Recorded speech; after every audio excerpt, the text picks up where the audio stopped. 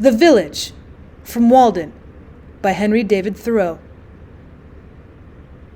After hoeing, or perhaps reading and writing in the forenoon, I usually bathed again in the pond, swimming across one of its coves for a stint, and washed the dust of labor from my person, or smoothed out the last wrinkle which study had made, and for the afternoon was absolutely free.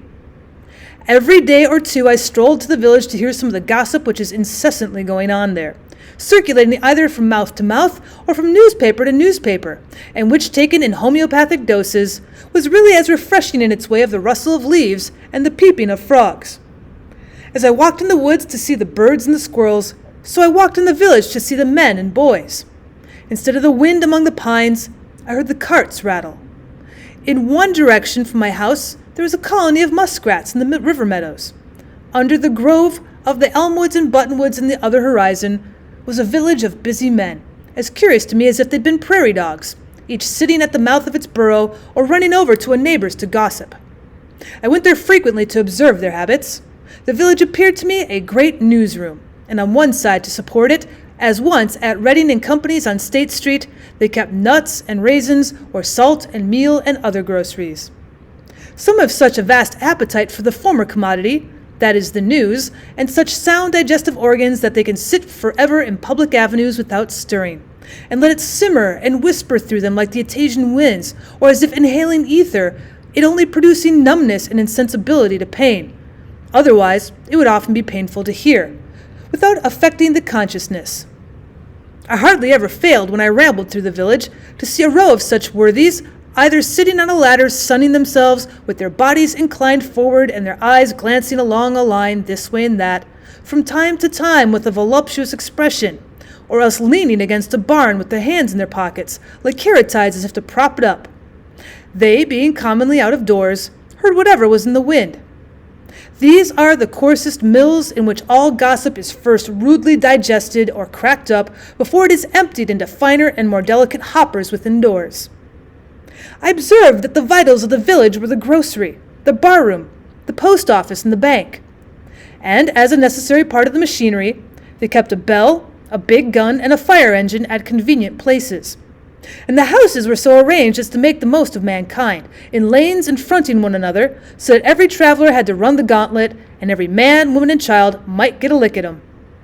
Of course, those who were stationed nearest to the head of the line, where they could see most and be seen, have the first blow at him, paid the highest prices for their places, and the few straggling inhabitants in the outskirts, where long gaps in the line began to occur, and the traveler could get over walls or turn aside into cow paths, and so escape, paid a very slight ground or window tax. Signs were hung out on all sides to allure him, and some to catch him by the appetite, as the tavern and the victualling cellar, some by the fancy, as the dry goods store and the jeweller's, and others by the hair or the feet of the skirts, as the barber, the shoemaker, or the tailor. Besides, there is still more a terrible standing invitation to call at every one of these houses, and company expected about these times. For the most part, I escaped wonderfully from these dangers, either by proceeding at once boldly and without deliberation to the goal, as is recommended to those who run the gauntlet, or by keeping my thoughts on high things like Orpheus, who, loudly singing the praises of the gods to his lyre, drowned the voices of the sirens and kept out of danger. Sometimes I bolted suddenly, and nobody could tell my whereabouts, for I did not stand much about gracefulness, and never hesitated at a gap in a fence. I was even accustomed to make an irruption into some houses, where I was well entertained, and after learning the kernels and the very last sieveful of news that had subsided, the prospects of war and peace, and whether the world was likely to hold together much longer, I was let out through the rear avenues, and so escaped to the woods again. It was very pleasant, when I stayed late in town, to launch myself into the night, especially if it was dark and tempestuous, and set sail from some bright village parlor or lecture room, with a bag of rye or Indian meal upon my shoulder, for my snug harbor in the woods, having made all tight without and withdrawn under hatches with a merry crew of thoughts, leaving only my outer man at the helm, or even tying up the helm when it was plain sailing. I had many a genial thought by the cabin fire, as I sailed. I was never cast away nor distressed in any weather, though I encountered some severe storms. It is darker in the woods, even in common nights, than most suppose. I frequently had to look up at the opening between the trees above the path in order to learn my route, and where there was no cart path, to feel with my feet the faint track which I had worn, or to steer by the known relation of particular trees which I felt with my hands, passing between two pines, for instance, not more than 18 inches apart in the midst of the woods, invariably in the darkest night. Sometimes after coming home thus late in the dark and muggy nights, when my feet felt the path which my eyes could not see, dreaming and absent-minded all the way until I was aroused by having to raise my hand to lift the latch, I've not been able to recall a single step of my walk, and I've thought that perhaps my body would find its way home if master should forsake it, as the hand find its way to the mouth without assistance. Several times when a visitor chanced to stay into evening and it proved a dark night, I was obliged to conduct him to the cart path in the rear of the house, and then point out to him the direction which he was to pursue, and in keeping with which he was to be guided rather by his feet than his eyes. One very dark night, I directed thus on their way 2 young men who had been fishing in the pond. They lived about a mile off through the woods, and were quite used to the route. A day or two after, one of them told me that they wandered about the greater part of the night, close by their own premises, and did not get home toward morning, by which time there had been several heavy showers in the meanwhile, and the leaves were very wet. They were drenched to their skins. I've heard of many going astray even in the village streets, when the darkness was so thick that you could cut it with the knife, as the saying is.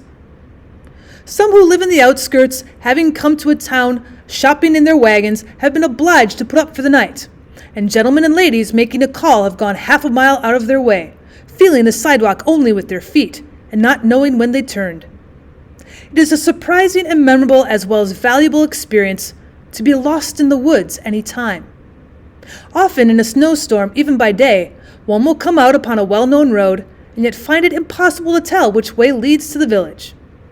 Though he knows that he's traveled it 1,000 times, he cannot recognize a feature in it, but it is as strange to him as if it were a road in Siberia.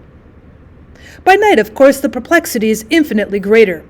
In our most trivial walks, we are constantly, though unconsciously, steering like pilots by certain well-known beacons and headlands, and if we go beyond our usual course, we still carry in our minds the bearing of some neighboring cape, and not till we are completely lost or turned around, for a man needs only to be turned round once with his eyes that shut in this world to be lost, do we appreciate the vastness and strangeness of nature.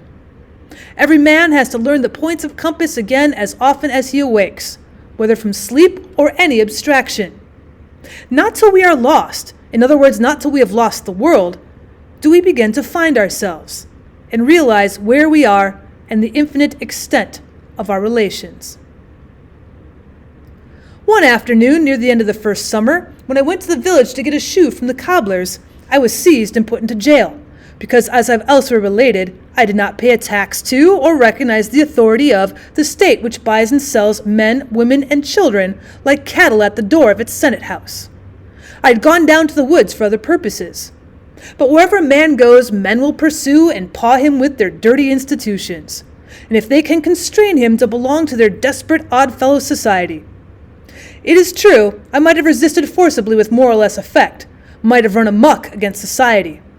But I preferred that society should run amok against me, it being the desperate party. However, I was released the next day, obtained my mended shoe, and returned to the woods in season to get my dinner of huckleberries on Fair Haven Hill. I was never molested by any person but those who represented the state. I had no lock nor bolt, but for the desk which held my papers, not even a nail to put over my latch or windows. I never fastened my door night or day, though I was to be absent several days. Not even when the next fall I spent a fortnight in the woods of Maine. And yet my house was more respected than if it had been surrounded by a file of soldiers. The tiled rambler could rest and warm himself by my fire. The literary amused himself with the few books on my table, or the curious, by opening my closet door, see what was left of my dinner and what prospect I had of a supper. Yet though many people of every class came this way to the pond, I suffered no serious inconvenience from these sources, and I never missed anything but one small book, a volume of Homer, which perhaps was improperly gilded, and this I trust a soldier of our camp has found by this time. I am convinced that if all men were to live as simply as I then did, thieving and robbery would be unknown. These take place only in communities where some have got more than is sufficient, while others have not enough.